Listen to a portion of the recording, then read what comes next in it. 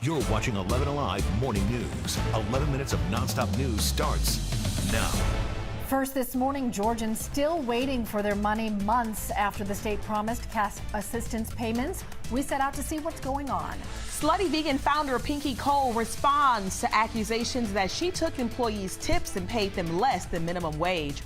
More on the fallout straight ahead.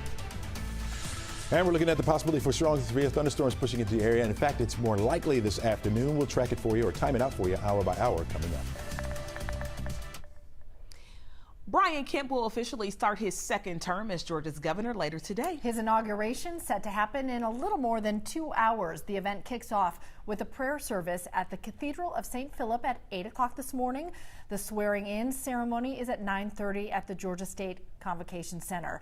Kemp defeated Democrat Stacey Abrams in their rematch for governor in November. New for you this morning, the state has sent more than $1 billion to lower-income Georgians through the cash assistance program. But still, some viewers tell us they haven't gotten the money they were promised. Liza Lucas set out to get to the bottom of the issue. More than 3 months into the rollout, some of you tell me you are still having problems using the money. The Georgia Department of Human Services confirms confusion around client IDs continues to be an issue. The client ID needed to activate the card before money can be used. We found that calling customer support on the back of the card without that ID can be a dead end. So if you can't find your client ID or need to reset a password, you need to call the DHS help desk for support. You can see the number on your screen here, and we've also got steps for you online. DHS says offices are also open for in-person help. DHS tells me right now there is no deadline for claiming that money, but the department is working to reach out to those who've not spent the funds to date. In downtown Atlanta, I'm Liza Lucas, sending it back to you. Sticking with your 11 minutes of nonstop news, Slutty Vegan owner Pinky Cole is defending herself against a lawsuit accusing her of failing to pay minimum wage and taking workers' tips. She says that the accusations have cost her an opportunity of a lifetime. So Cole, who is known for giving back to the community, posted on Instagram that her Today Show segment was canceled. She was set to appear this morning. Cole says she was unfamiliar with the former employee's claims because, quote, she does not run the day-to-day operations at Bar Vegan.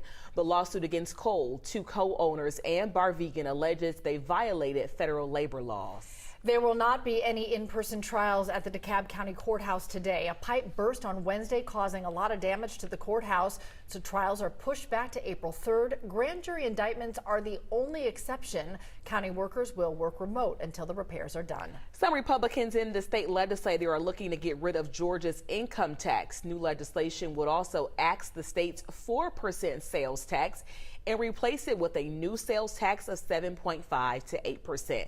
Some financial analysts argue the move would cause a huge tax increase for most people.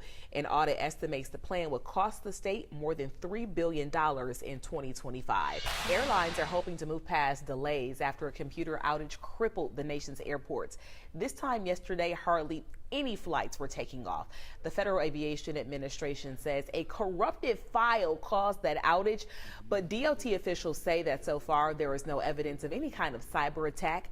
As of early this morning, just over 440 flights into and out of the U.S. were delayed.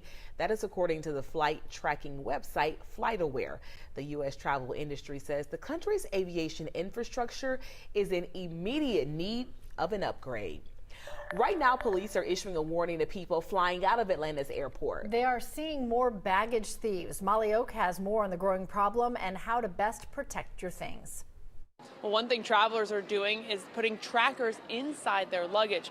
Meanwhile, police say they were relying on security cameras and their own patrols, but say when passengers put those trackers in luggage is really helpful because they can find out right where that person and that stolen bag is. I want you to take a look at your screen. This is body cam video we got from police as an officer chases a man through Hartsfield-Jackson after she saw him grabbing luggage from a carousel. Officers caught him trying to board a MARTA train with someone else's bags. Now passengers are fighting back. Along with tracking devices, they're using TSA-approved locks to slow thieves down. Plus, many passengers have opted for luggage with brightly colored designs so people can't claim they accidentally grabbed it thinking it was theirs. Atlanta police didn't immediately have the number of stolen bags from Atlanta Airport. However, the U.S. Department of Transportation says nationally, 1 in every 200 checked bags just disappears. Back to you all.